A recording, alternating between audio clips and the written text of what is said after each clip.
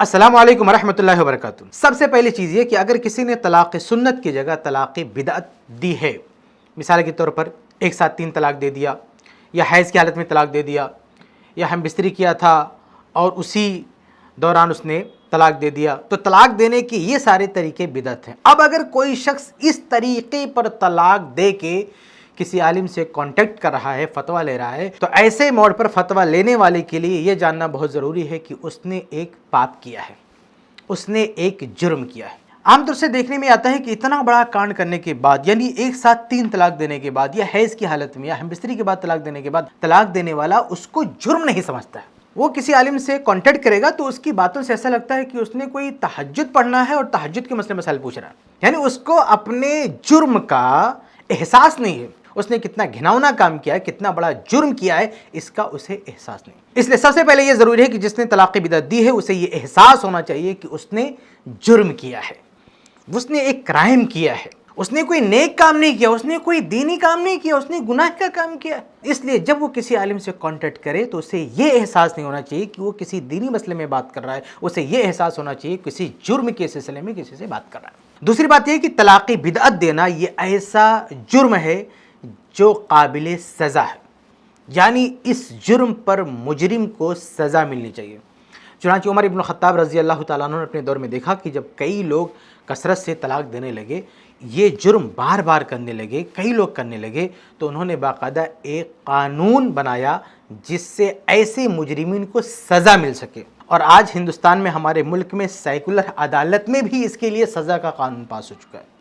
یعنی ہندوستان میں اگر کوئی طلاق بدعت دیتا ہے تو شرعی اعتبار سے تو مجرم ہے ہی، اس ملک کے قانون کے حساب سے بھی اس نے کرائم کیا ہے، اس کی 3 سال کی سزا ہے۔ تو آپ دیکھیں کہ ہمارے ملک میں قانونی اعتبار سے بھی وہ شخص مجرم ہے، یعنی ڈبل مجرم ہے۔ شریعت کی نگاہ میں تو مجرم ہے ہی وہ، اور قانون کی نگاہ میں بھی وہ کرمنل ہے، وہ مجرم ہے جس نے طلاق بدعت دی ہے اپنی بیوی کو، اور ایسا مجرم ہے جس کے لیے اس ملک میں بھی سزا موجود ہے۔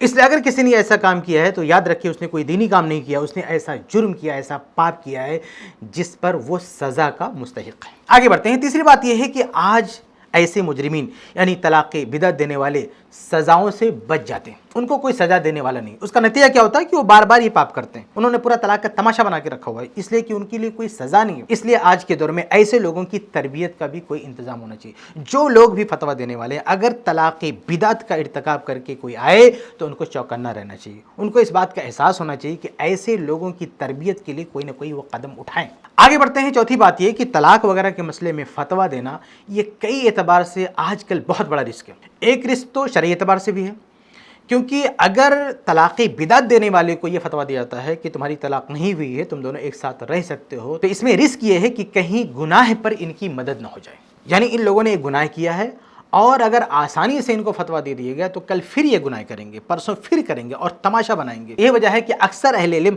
ایسے لوگوں کو کھیل تماشے کا موقع نہیں دیتے تھے، صاف کہتے تھے تمہاری طلاق ہوگی، قصہ ختم ہے۔ اس لیے ایسے لوگوں کو اگر کسی نے بہت زیادہ بڑھاوا دیا تو ڈر ہے کہ قیامت کے دن اس کی پکڑ نہ ہو جائے کہ تم نے ایک مجرم کو راستہ دکھایا ہے، ایک جرم کی رائے ہموار کی۔ اس لیے آج اگر کوئی ایسا شخص ہو جو بار بار یہ حرکت کرتا ہو، طلاق بدعت دیا، اب فتویٰ اس کو مل گیا کہ نہیں تم بیوی کے ساتھ رہ سکتے ہو، کچھ دن کے بعد پھر اس نے طلاق دیا، تو اگر کوئی بار بار یہ حرکت کر رہا ہے تو ایسے شخص کو بالکل بھی فتویٰ نہیں دینا چاہیے، کیونکہ یہ جرم کی رائے پر مسلسل چل رہا ہے۔ ایسے شخص کو فتویٰ دینا یہ جرم پر اس کی مدد کرنا ہے، گناہ پر اس کا تعاون کرنا ہے۔ یہ تو شرعی اعتبار سے بات ہوئی۔ دنیاوی اعتبار سے ایک رسک یہ ہے کہ یہ لوگ کبھی اس قدر لڑائی کرتے ہیں کہ لڑائی کورٹ کچہری تک پہنچ جاتی ہے اور پھر معاملے میں وہ بھی گھسیٹا جاتا ہے جو ان کے کیس میں فتویٰ دیتا ہے۔ بہرحال خلاصہ یہ کہ طلاق کے مسئلے میں فتویٰ لینا، فتویٰ دینا یہ عام مسائل کی طرح سے نہیں ہے، یہ معاملہ بہت رسکی ہے۔ اس لیے اس رسک کو اسے بھی محسوس کرنا چاہیے جو فتویٰ لے رہا ہے، اور اسے بھی محسوس کرنا چاہیے جو فتویٰ دے رہا ہے۔ ان تمام معاملات کو سامنے رکھنا چاہیے۔